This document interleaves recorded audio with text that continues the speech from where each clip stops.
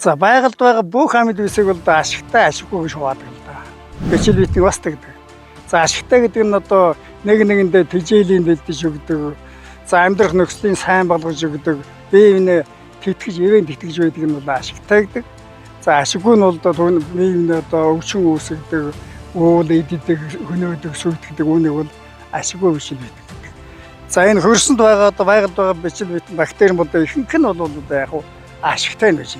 Тэгэхгүй бол би чинь ингээл өдөр сонгоо өвдөл одоо зовоод өхөл дуусан шүү дээ. Би одоо Герман улсад төгссөн.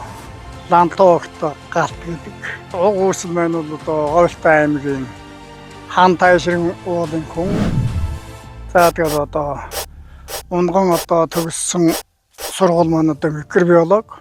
Ажилласан байгуул одоо мал аж ахуйн хүрээлэн тэгээд хөдөө аж ахуйн их сургууль хайст одоо бүх насаал одоо дуустал, элэгдтэл, эцэстэл одоо ажиллаж байна да.